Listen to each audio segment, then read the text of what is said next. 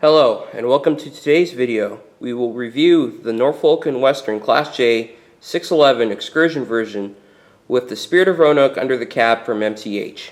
Before we dive into this video, I want to apologize if there's any echoing noises or truck backing up noises. I am taking this review video at the National City Historic Train Depot operated by the San Diego Electric Railway Association, and we are near a couple industrial yards. So please bear with me, and I will try to keep talking to drown out the sounds. MTH had this in their 2019 Volume 1 catalog. They later shipped at the end of August 2019. MTH has done 611 before, but not in the livery you see now. They have done the proper crew sounds for the excursion model in 2015. The last time when MTH did the J's as a Railking model like the one you see now. MTH did a premiere 611 with the Spirit of Roanoke under the cab and was quite popular. I've been waiting for a Railking model since April of 2018 when I started my excursion train quest with several of my engines. I am going to give you a brief history, not all the history, on this 611. If you would like more information, you may look up online, or you may look around on Eric Siegel's review of the Lionel 611 from 2015. So here we go. The Norfolk & Western J-Class was a class of 14 484 Northern streamlined steam engines built by the railway's own Roanoke shops located in Roanoke, Virginia from 1941 to 1950 and operated by the Norfolk & Western Railway, also known as N&W, in revenue service until the late 1950s. These locomotives were built to run on the N&W mainline between Norfolk, Virginia and Cincinnati, Ohio, pulling the Powhatan Arrow, Pocahontas, and Cavalier passenger trains, as well as ferrying the Southern Railway's passenger trains. The J's, along with the Class A and Y freight steam locomotives, were embodied as Norfolk & Western's Big Three and represented the pinnacle of steam technology. Only one Class J, number 611, survives today. It was retired in 1959 from revenue passenger service and moved to the Virginia Museum of Transportation, known as the VMT, in 1962. Her first restoration came in 1982 when Norfolk Southern restored the locomotive to operating condition for excursion services, as it became a star of their steam program, pulling excursions throughout the eastern United States. 611 was retired again in 1994 as the steam program closed due to several derailments and moved back to the VMT.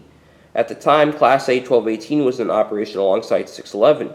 In February of 2013, the Virginia Museum of Transportation formed a campaign called Fire Up 611 to return 611 to operating condition once again, completing the restoration in May 2015. 611 is now operated by the 21st Century Steam Program.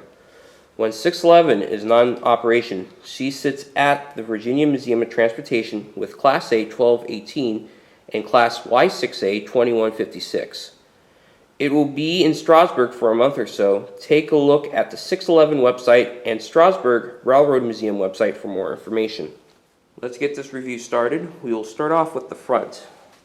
The front of the engine has separately applied marker lights alongside the boiler in the front. It also has separately applied handrails in the front. And alongside the locomotive, there are separately applied handrails on both sides. Also in front on both sides is the number board with 611 and an illuminated headlight. Moving back, we have a molded in detail, looks like a pump. Back here we have all the safeties. We have 4 safeties, and the bell is up here. Here is a separately applied whistle, and this whistle is the correct, proper whistle on 611. We are now looking at the other side of 611, and you have a builder's plate up here, which is sort of legible, and you have the J in an oval on the cylinders. Now on the real 611, the bell would be right in here on the left side, the fireman's side, but since this is a Railking model, they would not have the bell on this because it would probably be more better to have the bell on top. Now some of the previous Premier J's have the bell on top. Now I don't know if this is the case for the new Premier J's, but if anyone has any info, please feel free to leave it with me in the comments. Here we have the rods. The rods are not the Timken rods that you would see on the real 611. The Premier line has that, and I think it's not logical or cost saving to do it on the Railking line. Moving back to the cab, we have the Spirit of Roanoke written under the cab window with a cab figure at each end and an orange window. Here's the cab. The firebox does glow when the engine is in operation. You got two cab figures right here. On Railking models, mostly everything is molded in detail. This model does not have the roof hatches that slide back and forth. We are now on to the tender. Since this is a Imperial line Railking model, you have the chains on the tenders, trucks.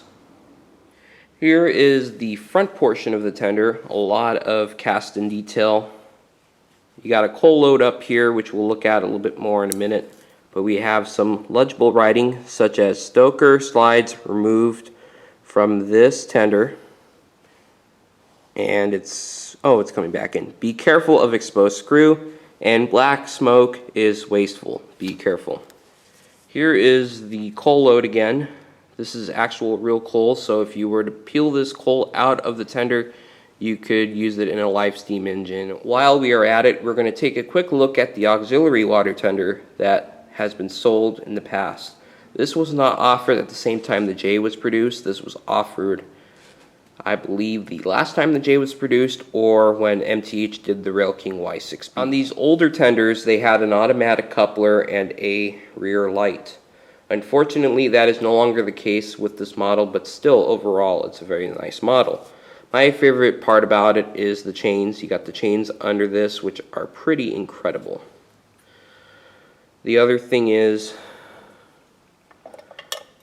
that it's pretty light, so before these cars weighed a ton, and it was not fun trying to run a long train when this thing weighed you down the majority of the time. You do have manual open couplers, so all you gotta do is push down the tab and the coupler will open like that. So it's time to wrap up the review. There was a couple issues with the body, however I will fix them. There was a portion missed from the back truck molding, and I'm just gonna paint it black with a Sharpie to kind of even out the color so it looks right. However, it's time to talk about my favorite feature. My favorite feature is the sounds. MTH has done an incredible job replicating the passenger freight announcements on some of the well-known locomotives running the rails today. If you were to close your eyes, you would think this would be like the real one. My least favorite feature is more of an interesting fact, but I can understand where MTH is going with this. The Spirit of Roanoke is not under the armrest of the window. The possible reason behind it is the limited space between the stripe and trying to shrink the decal to fit. Personally, this doesn't affect me. I am not a rivet counter. I bought the Railking model, not the Premier model, to match my Norfolk Southern cars. And to me, I prefer the Spirit of Roanoke to be bigger so you can see what it says. Before I start this up, there's one more thing I want to mention to everyone. In the box, it comes with 2 traction tires, a short tether, which is equipped with this one, and a long tether. The long tether is on the engine once you open it out of the box. I swapped it out because, to me, I don't like how space is. The longer tether is for operating on 031 curves. The shorter tether is 042 minimum. Alright, so let's start her up. You can run this 4 different ways, the first being conventional with a transformer, DCC, DCS with the app, and standard DCS via remote. I'll be running it remotely, so we will start her up with the extended startup sequence. And by doing that, you press the SSU key on your remote. We got a scheduler key. Let's get her steam. Clean out the ash pan.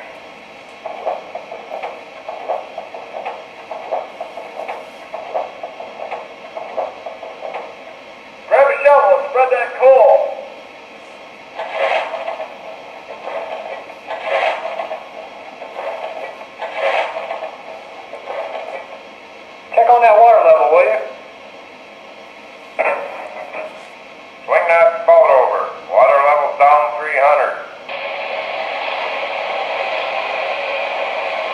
Okay, that's enough.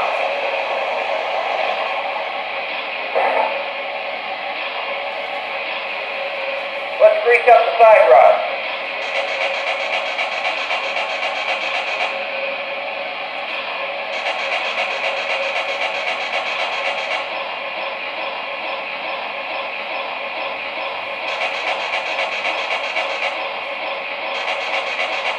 Looks good. What do you see?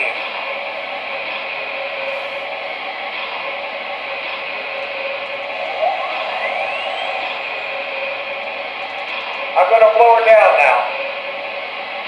Clear? Clear.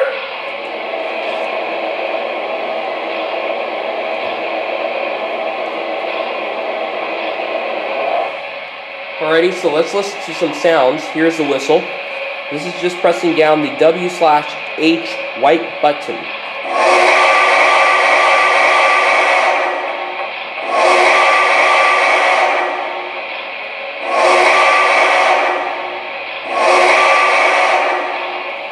And now for the long hold, so I'm going to hold it down.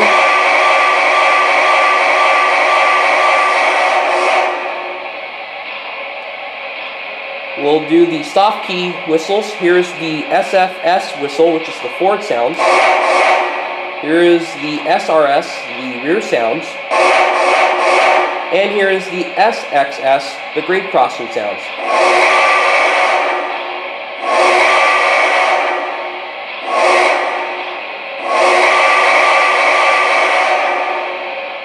Alrighty, tell them to close that up.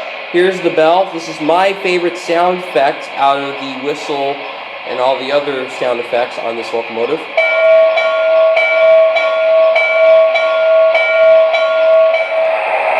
Alrighty, I got all the passenger cars lined up on the track and ready to roll.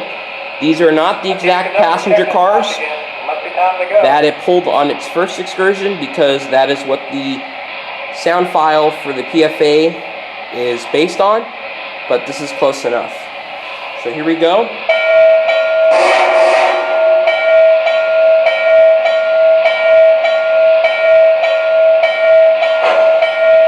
Let's put it in forward.